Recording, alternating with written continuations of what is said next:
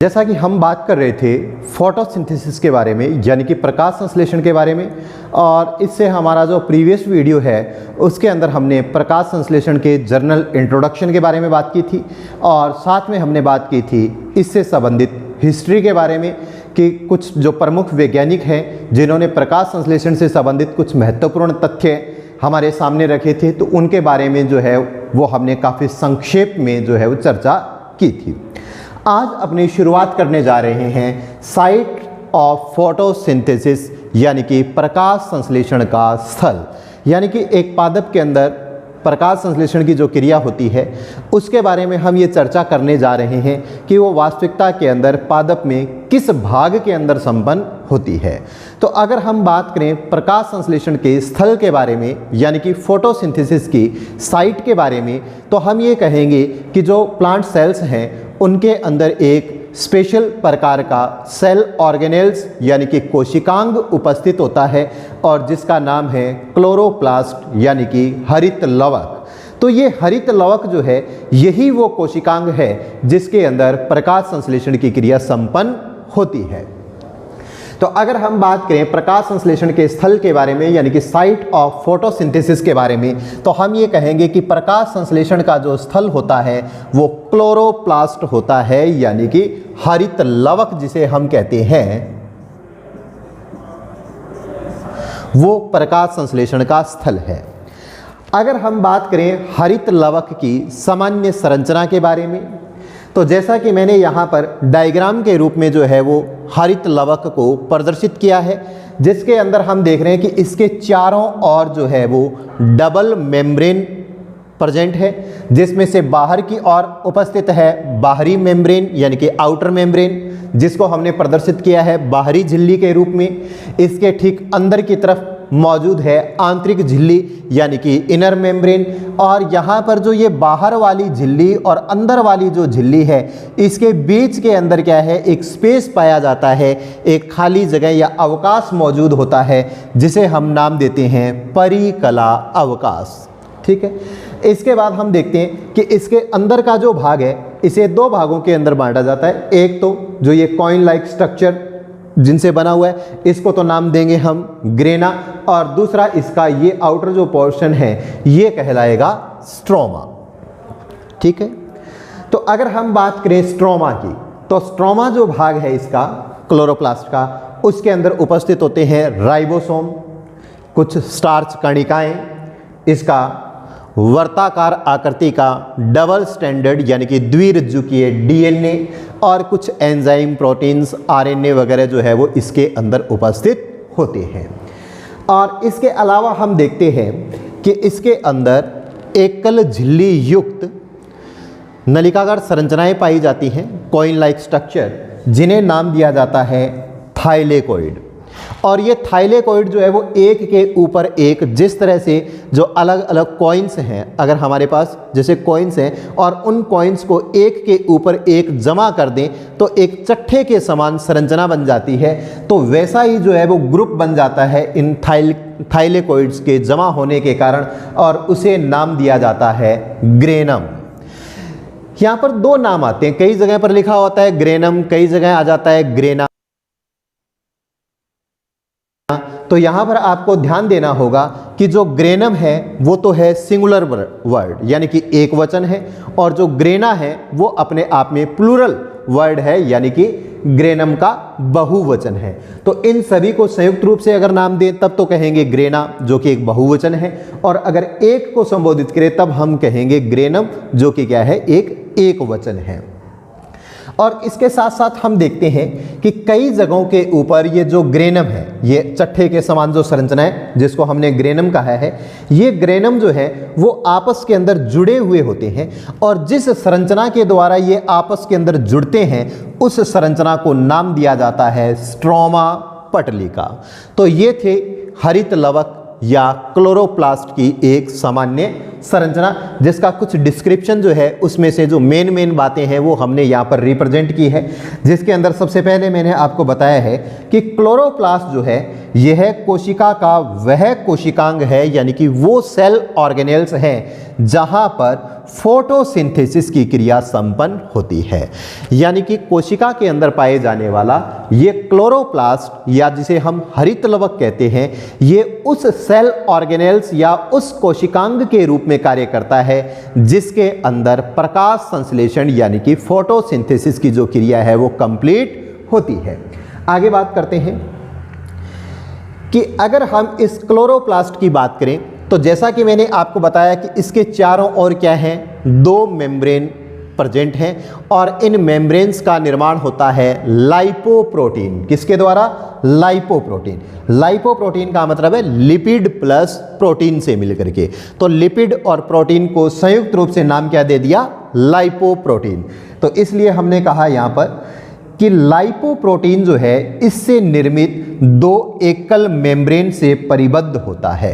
यानी कि जो क्लोरोप्लास्ट है इसके चारों ओर लाइपोप्रोटीन के द्वारा निर्मित दो मेम्ब्रेन जो है वो उपस्थित होती है, जिनमें से बाहर वाली जो मेम्ब्रेन है उसको हम नाम दे देंगे बाहरी झिल्ली और अंदर वाली जो मेम्ब्रेन है उसे नाम दे देंगे आंतरिक झिल्ली, और इन दोनों के बीच का जो स्पेस है उसे नाम दे देंगे परिकला अवकाश। आगे बात की गई है कि जो क्लोरोप्लास्ट के ये दोनों झिल्लियों के द्वारा घिरा हुआ जो अंदर वाला जो भाग है, ठीक है, इसके अंदर दो संरचनाएं मौजूद होती हैं। एक तो कहलाता है ग्रेना, और जैसा कि ये जो कॉइन लाइक स्ट्रक्चर से बनी हुई जो स्ट्रक्चर है पूरी, ये क्या कहलाएगी? ग्रेना कहलाएगी। और ग्रेना के बारे में मैंने आपको पहले भी बताया अभी कि ग्रेना जो है वो अपने आप में एक बहुवचन है और जो ग्रेनम होता है वो क्या है? इसका एक वचन है। तो एक को अगर संबोधित करें तब तो क्या हो जाएगा? ग्रेनम, और जब एक से अधिक को एक साथ संबोधित करें इस पूरे को तब हम क्या कहेंगे? ग्रेना। आगे बात करते हैं कि ग्रेना के अलावा जो दूसरा इसका भाग है वो क्या कहलाता है? स्ट्रोमा कहलाता है, और स्ट्रोमा के अंदर भरा हुआ होता है क्या? मैट्रिक्स, या जिसे हम आधात्री बोलते हैं। तो इस अगर बात की जाए इस मैट्रिक्स की या आधात्री की, तो हम देखते हैं कि इसके अंदर क्या उपस्थित होते हैं? राइबोसोम, जो हमने यहां पर शो कर रखे हैं। इसके अलावा वर्ताकार डीएनए, वर्ताकार क्योंकि इसकी आकृति जो है वो वर्तुल है तो इसलिए हमने इसको क्या कह दिया? वर्ताकार। और वर्ताकार आकृति का क्या है? dsDNA है। यहाँ पर D का मतलब है डबल यानी कि द्वि, S का मतलब है स्ट्रैंडेड यानी कि रज्जुकीय, यानी कि इसके अंदर वर्ताकार आकृति का द्विरज्जुकीय DNA जो है वो मौजूद होता है। और इसके अलावा इसके अंदर क्या पाए जाते हैं? कुछ एंजाइम्स पाए जाते हैं, स्टार्च कणिकाएं पाई जाती हैं, आरएनए वगैरह भी उपस्थित होते हैं और वेरियस टाइप्स की जो प्रोटीन्स या एंजाइम वगैरह भी इसके अंदर पाए जाते हैं। लेकिन यहाँ पर एक ध्यान और रखना, और वो ये कि राइबोसोम जो है वो इसके अंदर जो होता है वो 70S प्रकार का होता है, जबकि जो यूकैरियोट सेल्स हैं उनके अंदर उपस्थित जो राइबोसोम है वो कौन सा होता है? 80S प्रकार का, यानी कि 80S प्रकार का होता है।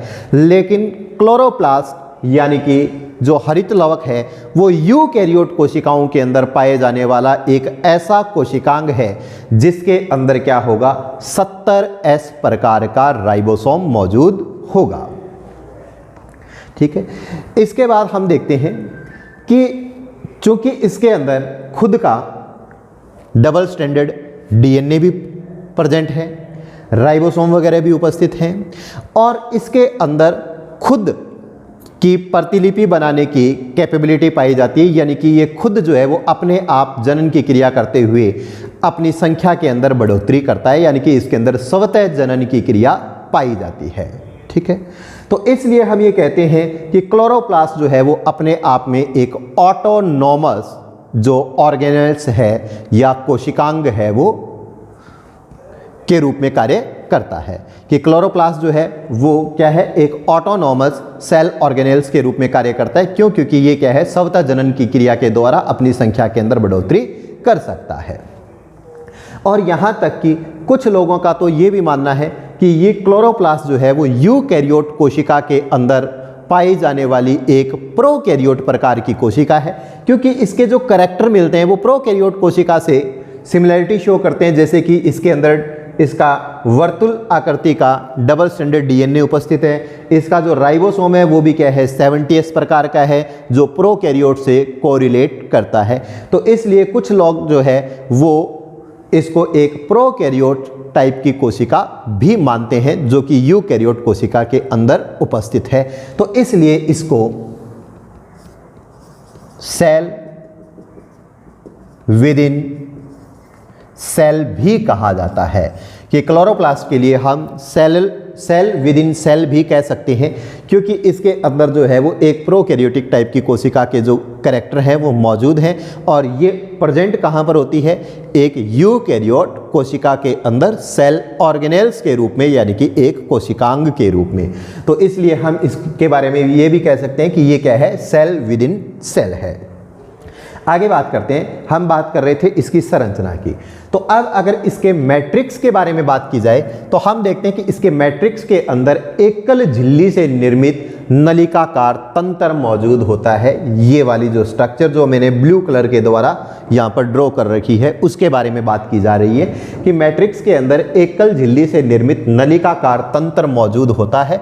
और इन नलिकाकार तंत्र की जो ये एक यूनिट है, इसके लिए वर्ड यूज में लिया जाता है थाइलेकॉइड, कि इसके अंदर जो ये एक स्ट्रक्चर बनी हुई है ये वाली, जिसको अगर मैं बाहर की तरफ ड्रॉ करूं तो जो इस प्रकार की ये संरचना है, ये एक संरचना जो है ये वाली, इसके लिए जो शब्द यूज में लिया जाएगा वो लिया जाएगा थाइलेकॉइड। क्या कहेंगे इसको, थाइलेकॉइड। और ये थाइलेकॉइड जो है वो एक के ऊपर एक, जिस प्रकार से कॉइन जो है वो एक के ऊपर एक को जमा अगर कर दिया जाए तो उनसे एक चट्टे का निर्माण हो जाता है, तो ठीक इसी प्रकार से इसके अंदर भी जो है वो ये थाइलेकॉइड जो है वो एक के ऊपर एक जमा होकर के एक चट्टे का निर्माण कर देते हैं, यानी कि स्टॉक ऑफ कॉइन्स, यानी कि सिक्कों के चट्टे की भांति संरचना का निर्माण कर देते हैं। और इसके लिए अब वर्ड यूज में लिया जाता है क्या, ग्रेनम।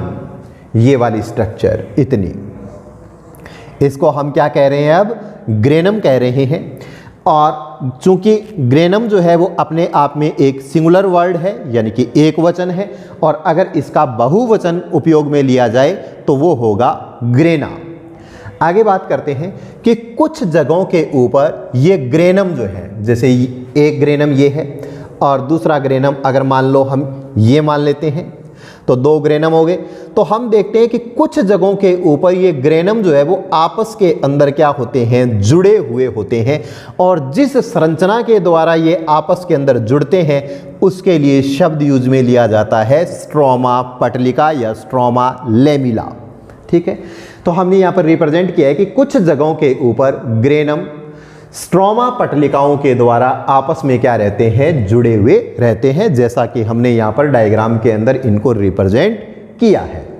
अब आगे बात करते हैं कि ऑन थाइलेकॉइड जो मेम्ब्रेन है, कि जैसे ये एक थाइलेकॉइड है, अगर इस मेम्ब्रेन की बात की जाए, ये इसकी झिल्ली है, इस मेम्ब्रेन की बात की जाए तो इसकी मेम्ब्रेन या झिल्ली के ऊपर इस तरह से कण के समान, यानी कि ग्रेन्यूल लाइक स्ट्रक्चर जो है वो प्रेजेंट होती है।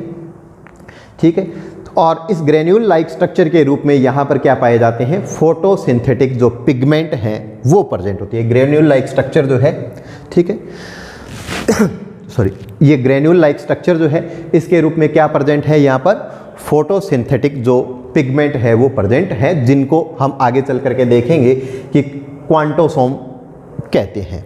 ठीक है, चलो तो अभी देखते हैं हम कि जो थाइलेकॉइड की जो मेम्ब्रेन है, ठीक है, इसके ऊपर क्या प्रेजेंट होते हैं, फोटोसिंथेटिक पिगमेंट, यानी कि प्रकाश संश्लेषी वर्णक जो है वो उपस्थित होते हैं, जैसे कि क्लोरोफिल आ गया, ठीक है, इसके अलावा कैरोटिनॉइड्स आ गए, इस तरह से।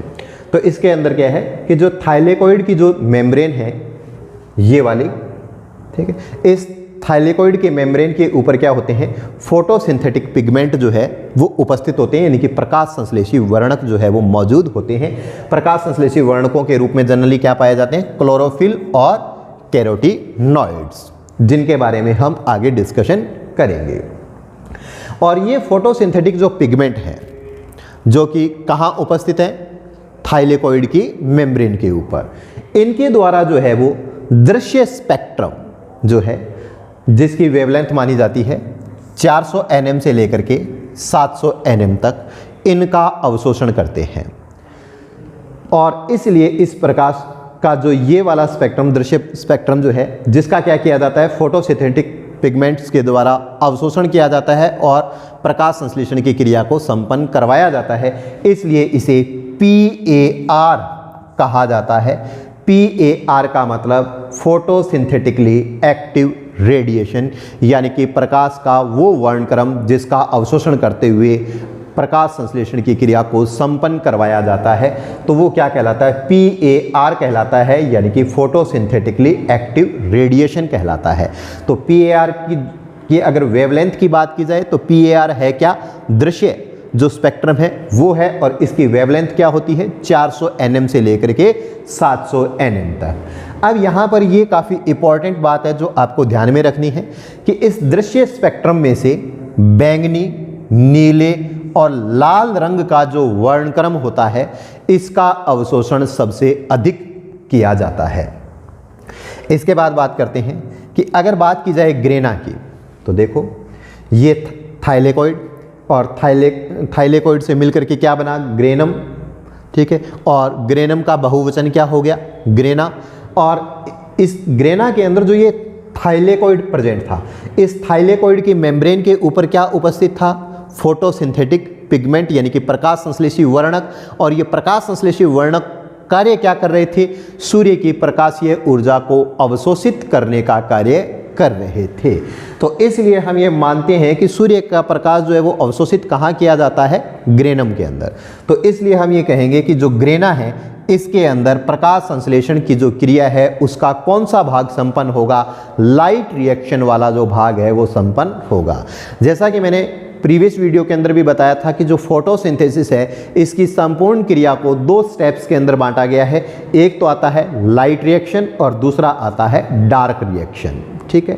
तो जो ग्रेना है, इसके अंदर क्या होता है, लाइट रिएक्शन, यानी कि जो प्रकाशिक अभिक्रिया है वो संपन्न होती है, जिसके बारे में आगे चल करके हम डिटेल के अंदर भी डिस्कशन करेंगे। आगे बात की गई है कि 2 साइंटिस्ट थे, पार्क और पान, ठीक है। पार्क और पान, इन्होंने 1963 यानी कि 1963 के अंदर थाइलेकोइड्स की आंतरिक सतह के ऊपर सूक्ष्म गोलाकार संरचनाएं उपस्थित होती है, इसके बारे में बताया।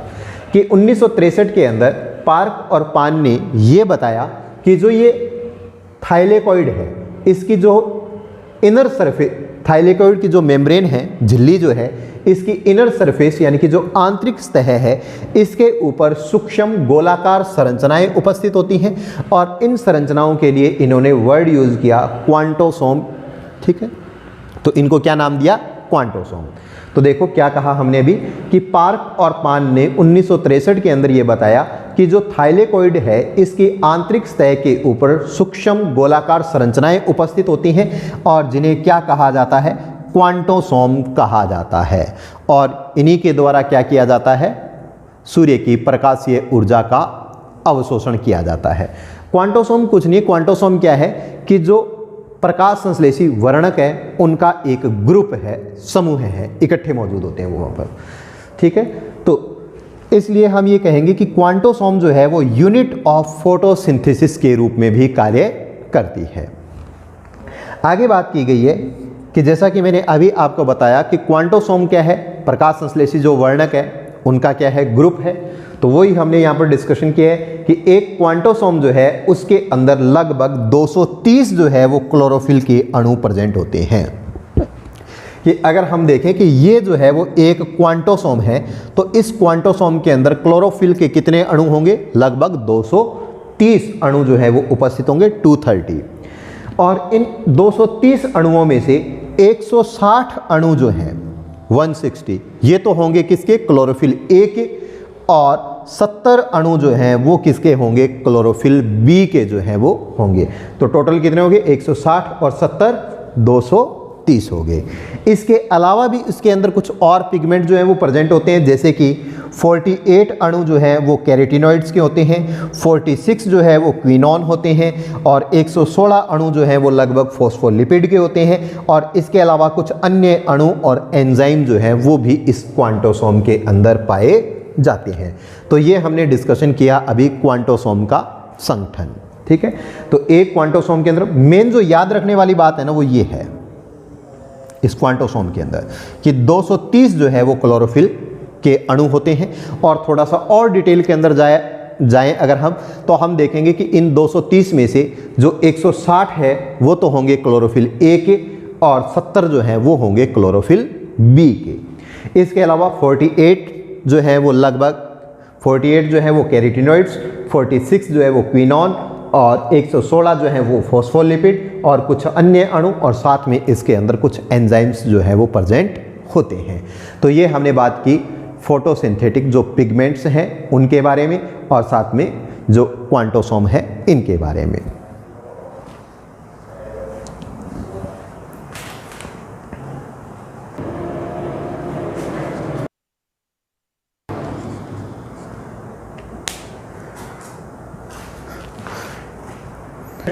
हमने अभी बात की थी साइट्स ऑफ फोटोसिंथेसिस यानी कि प्रकाश संश्लेषण का स्थल क्या होता है, जिसके अंतर्गत हमने देखा कि प्रकाश संश्लेषण के स्थल के रूप में जो है वो हरित लवक यानी कि क्लोरोप्लास्ट जो है वो कार्य करता है। और हमने क्लोरोप्लास्ट की संरचना का अध्ययन किया और साथ में क्लोरोप्लास्ट की जब संरचना का अध्ययन किया तो उसके साथ साथ मैंने आपको बताया कि क्लोरोप्लास्ट जो है वो एक ऐसा सेल ऑर्गेनेल्स है जिसके अंदर स्वयं का डबल स्ट्रैंडेड वर्ताकार आकृति का डीएनए उपस्थित होता है। साथ में उसमें 70S प्रकार के राइबोसोम पाए जाते हैं। तो इस प्रकार से हम ये मानते हैं कि इसके जो करैक्टर हैं वो एक तरह से प्रोकैरियोटिक टाइप्स के जो सेल्स हैं उसके हैं। और साथ में इसके अंदर स्वतः जनन की क्षमता भी पाई जाती है, यानी कि ये खुद जो है वो अपनी जनन की क्रिया को करवाते हुए अपनी संख्या के अंदर बढ़ोतरी करता है। तो हम देखते हैं कि स्वतः जनन की क्षमता तो पाई जाती है क्लोरोप्लास्ट के अंदर, लेकिन ये स्वतः जनन की क्रिया तभी करता है जब एक कोशिका के अंदर होता है, यानी कि क्लोरोप्लास्ट जो है वो अपनी संख्या के अंदर बढ़ोतरी जो है वो तभी करेगा जब वो कहाँ है, एक कोशिका के अंदर है। अगर इसको कोशिका से बाहर निकाल दिया जाए तब इसके अंदर ये स्वतः जनन की क्रिया नहीं होगी।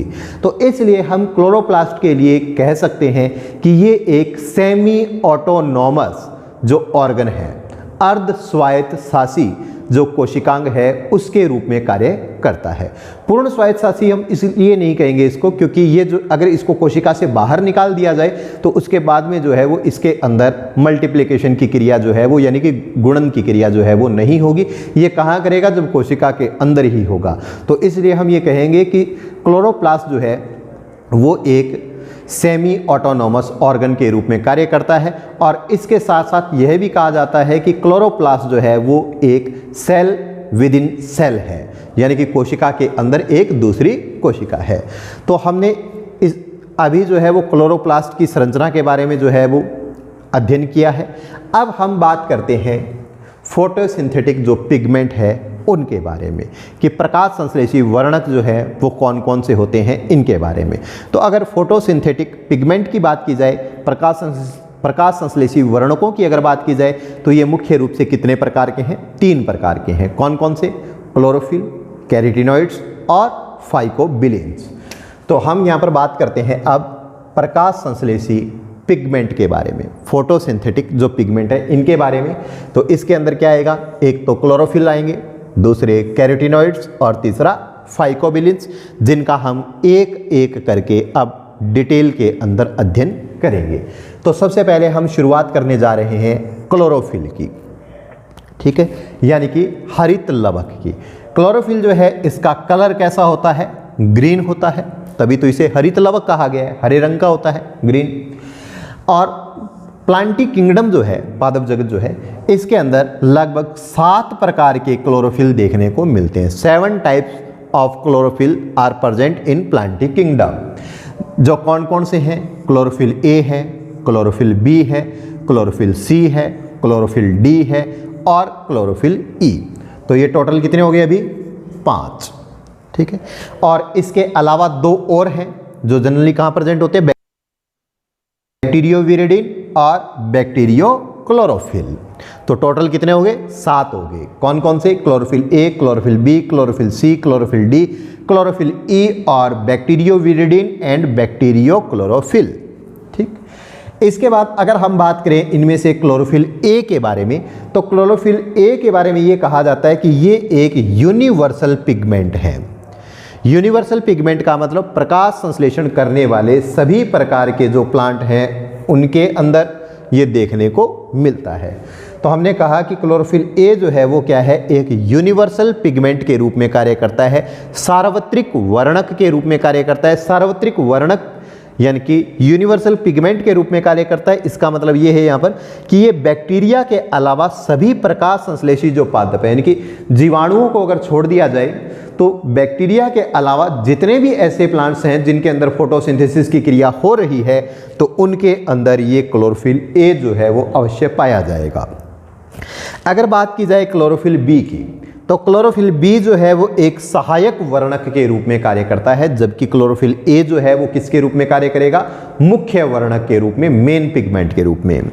ठीक है, तो सहायक वर्णक के रूप में कार्य करेगा क्लोरोफिल बी, और ये सभी पादप और हरे शैवाल जो है उनके अंदर उपस्थित होता है। अगर बात की जाए क्लोरोफिल बी की, तो ये क्या है, एक तो सहायक वर्णक के रूप में कार्य करेगा, और दूसरा ये सभी प्रकार के प्रकाश संश्लेषी जो पादप हैं उनके अंदर, और जो हरे शैवाल हैं उनके अंदर ये देखने को मिलेगा। कौन, क्लोरोफिल बी, जो ग्रीन एल्गी है, क्लोरोफाइसी के जो सदस्य हैं उनके अंदर ये क्लोरोफिल बी जो है वो प्रेजेंट होता है। अगर बात की जाए क्लोरोफिल की, तो हम कहेंगे कि क्लोरोफिल जो है, जो ये कार्बनिक विलायकों के अंदर क्या होते हैं, विलयशील होते हैं। कार्बनिक विलायकों जैसे कि एसीटोन आदि के अंदर ये घुल जाते हैं, विलयशील, घुलनशील होते हैं।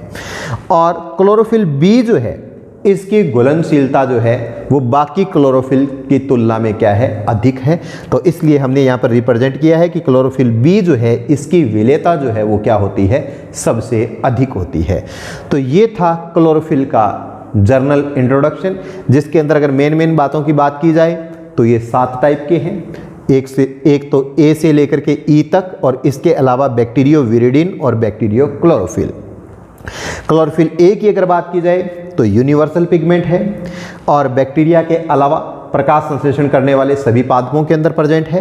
क्लोरोफिल बी सहायक वर्णक के रूप में कार्य करता है, और सभी प्रकाश संश्लेषी पादपों और जो ग्रीन एल्गी है यानी कि क्लोरोफाइसी, उसके सदस्यों के अंदर पाया जाता है। क्लोरोफिल जो है वो कार्बनिक विलायकों जैसे कि एसीटोन आदि के अंदर घुलनशील होता है। और अगर बात की जाए विलेयता की, तो क्लोरोफिल बी जो है, इसकी विलेयता जो है वो सबसे अधिक होती है। आगे बात करते हैं क्लोरोफिल की संरचना के बारे में, यानी कि स्ट्रक्चर ऑफ क्लोरोफिल मॉलिक्यूल। अगर बात की जाए क्लोरोफिल की संरचना के बारे में, तो हम ये कहेंगे कि क्लोरोफिल की जो संरचना है, इसका सर्वप्रथम जो अध्ययन किया था वो किया था सन 1912 के अंदर 3 साइंटिस्ट थे, विल्स, टॉटर, स्टॉल और फिशर।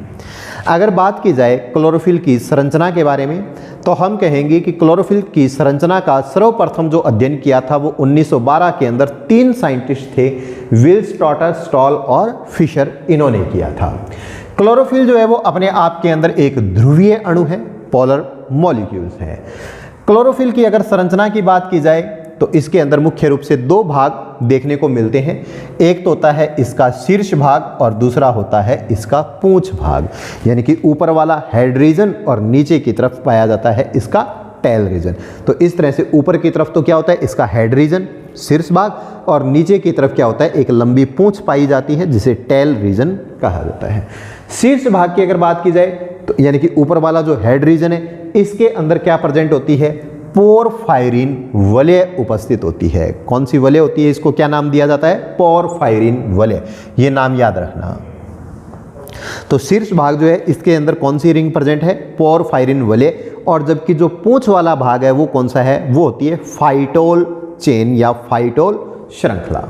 ठीक है, तो शीर्ष वाला जो भाग है इसके अंदर क्या होती है, पोरफायरिन वलय प्रेजेंट होती है, और इस पोरफायरिन वलय के अंदर 4 पाइरोल वलय जो है वो प्रेजेंट होते हैं। कि अगर हम बात करें क्लोरोफिल की संरचना के बारे में, तो हम कहेंगे कि जो क्लोरोफिल है इसके अंदर क्या है, इसका जो शीर्ष भाग है यहाँ पर उपस्थित होती है पोरफायरिन वलय, और पोरफायरिन वलय के अंदर 4 जो है वो पाइरोल वलय उपस्थित होती हैं, और ये चारों पाइरोल वलय जो है वो आपस के अंदर मैथिल बंधों के द्वारा संयुक्त होकर एक टेट्रा पाइरोल वलय का निर्माण करती हैं। यानी कि चारों पाइरोल रिंग जो है वो आपस के अंदर जुड़ती कौन से बंध के द्वारा है? मैथिल बॉन्ड के द्वारा। कौन से बंधों के द्वारा आपस के अंदर जुड़ती है? मैथिल बंधों के द्वारा जुड़ती है, और बंधों के द्वारा जुड़ करके क्या करेगी? टेट्रा पाइरोल रिंग का निर्माण करेगी। टेट्रा का मतलब 4, यानी कि 4 पाइरोल वलय जो है वो आपस के अंदर जुड़ जाएगी। और इसके सेंटर के अंदर क्या होता है? मैग्नीशियम आयन जो है वो प्रेजेंट होता है। इस तरह से कि सेंटर के अंदर क्या होगा? मैग्नीशियम, और साइड के अंदर क्या होगा? इसके अंदर यूं 4 जो है वो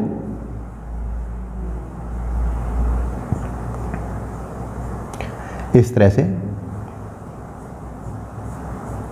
4 जो है वो पाइरोल रिंग जो है वो उपस्थित होती है। तो ये बन जाती है पोरफायरिन वलय। अब इसका जो 4th पाइरोल वलय है, इससे एक लंबी अल्कोहल श्रृंखला जो है वो जुड़ी हुई रहती है। कि ये 4th जो इसकी पोरफायरिन जो वलय है, इसके अंदर जो 4th पाइरोल जो रिंग है, इस पाइरोल रिंग के साथ जो है वो क्या है? एक लंबी अल्कोहल श्रृंखला इस तरह से जुड़ी हुई रहती है, और जिसे नाम दिया जाता है फाइटोल टेल या फाइटोल पूंछ। ठीक है, तो 4th पाइरोल वलय जो है, इससे एक लंबी अल्कोहल श्रृंखला जुड़ी हुई रहती है, और जिसे क्या कहा जाता है?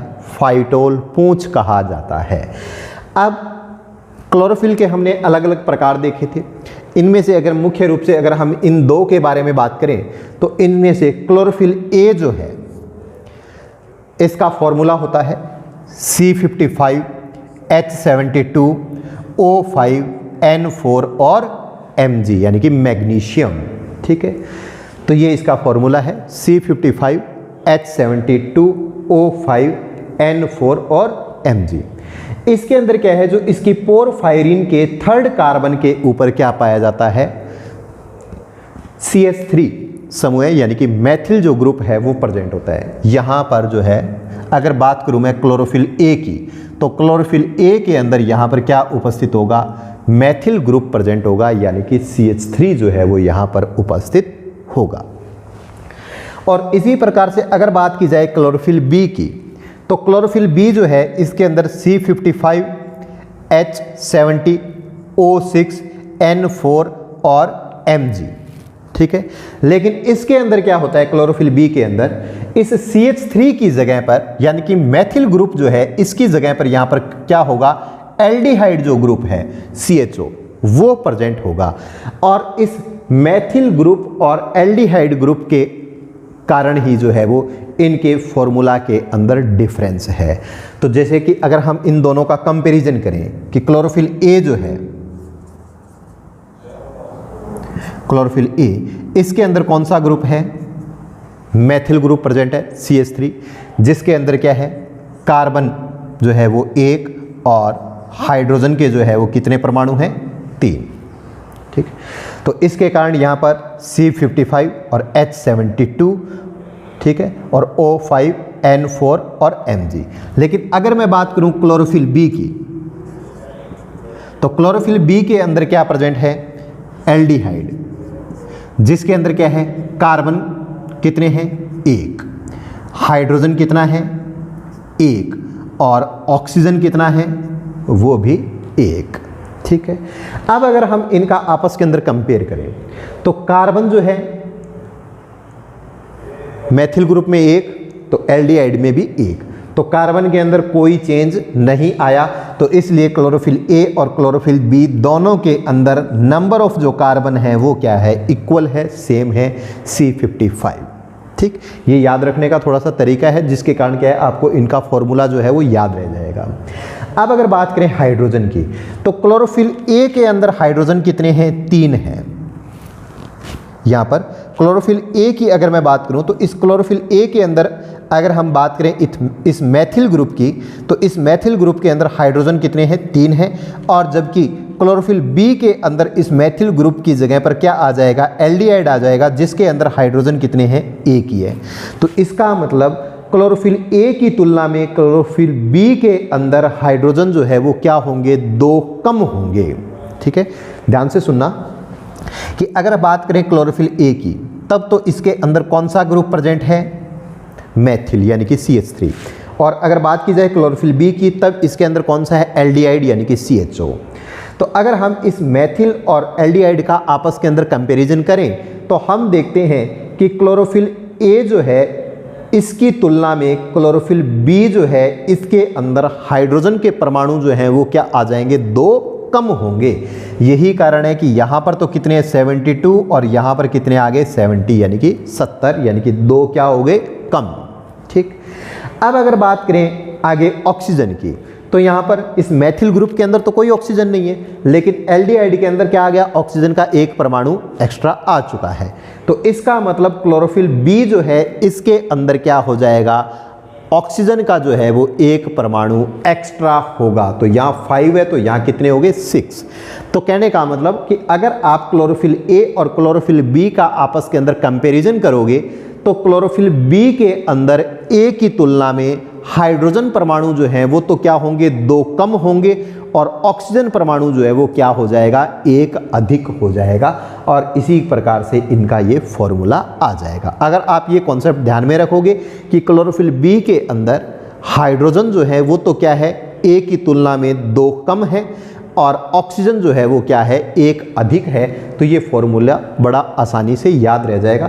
तो क्लोरोफिल ए का फॉर्मूला क्या है, C55H72O5N4Mg, और इसके अंदर पोरफायरिन रिंग के 3rd कार्बन पर कौन सा समूह होता है, CH3 यानी कि मैथिल ग्रुप।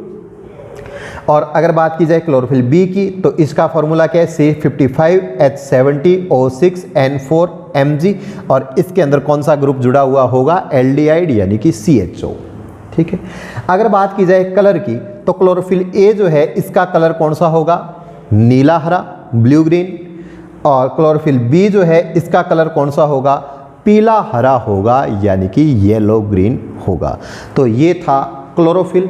अब इसके बाद हम बात करेंगे कैरोटीनॉइड्स के बारे में, जिसके बारे में हम हमारे नेक्स्ट वीडियो जो है उसके अंदर चर्चा करेंगे। और अगर किसी ने इसका स्क्रीनशॉट लेना हो तो वो स्क्रीनशॉट जो है वो इसका ले सकता है। Okay, thank you so much.